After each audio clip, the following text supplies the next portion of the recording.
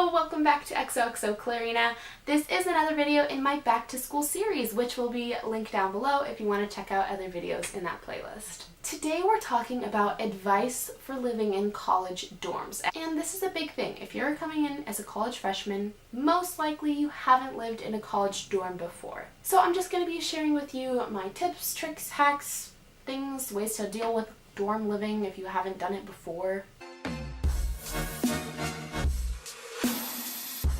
Without further ado, we're just going to jump straight into the video. Tip number 1 is to smile at people, to say hi to your fellow person when you're in the elevator. As if you live in like a tiered dorm, you're going to be in the elevator a lot, you're going to run into people a lot, and I think it's just nice to say hi, be like, hey, and they'll just say hi back. Like, these are essentially your neighbors. You're going to be living with them for the next year, so you might as well have friendly relationships with them. And if you end up saying hi to someone every day, you might even end up becoming friends, hanging out, doing something like that. I wanted to add that having friends on other floors is honestly really helpful. We had a full building group chat, and I ended up borrowing like a disc player that I really needed one time. My friend borrowed Icy Hot. Just like stuff that you don't need to go out and buy, but you know somebody would have. So it genuinely is helpful to have friends on other floors. Number 2 is you're not going to end up being able to be friends with everybody all the time. And it's kind of a harsh reality that you're going to have to face with yourself. In my dorm, there were some people that we just didn't get along with, and we kept trying to force being able to become friends, and I felt like that was kind of the problem, because sometimes you just have to realize that you're not going to be friends with certain people, but that doesn't mean you have to be mean to them or rude to them or like ignore them. It just means that you can be acquaintances and that you live in the same vicinity, but you're just not going to hang out. And that sucks. I know that's like not the way that anybody wants things to be, but it's just the way that sometimes things have to be. Number 3 is do your best to stay clean all the time, especially in other parts of your dorm. So I lived in a suite, so I had the opportunity to be messy places that weren't my room. And I'm not saying that this is something I practiced all the time, because I definitely left messes out that I probably shouldn't have. Sorry to everyone who had to live with me, but learn from my mistakes. It's kind of annoying and disrespectful if you like walk out and you're like, oh, this is like a gigantic mess that somebody else left. And I know that I did that. I'm sorry. Sometimes you're going to leave stuff out, but do your best to, like clean up your dishes. Don't leave them on the counter. Don't leave stuff like all over the bathroom counter.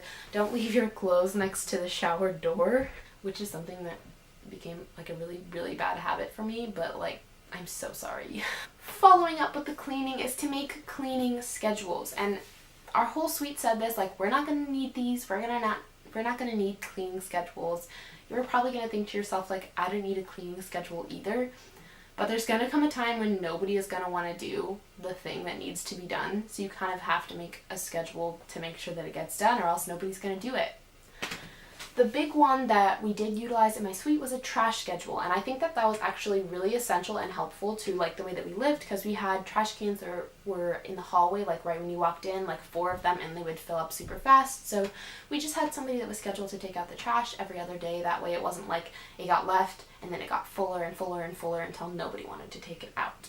The other thing is, if you have like a bathroom that like 5 of you clean together, I would also suggest putting up a schedule for that, because if you don't have a schedule for something like cleaning the bathroom, it's never going to get done because nobody wants to do it. And the last thing to make a schedule for is things that you're jointly going to be buying all the time, like trash bags or toilet paper or something like that.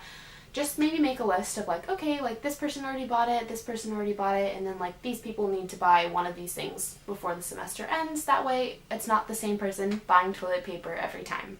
Number 5, if you have a problem with someone or something, just confront them directly. Don't like start gossiping about it. And I'm gonna be honest, like there were times when I went about this the wrong way and I'd be like, oh, I'm so upset about this thing, instead of just going to the person directly.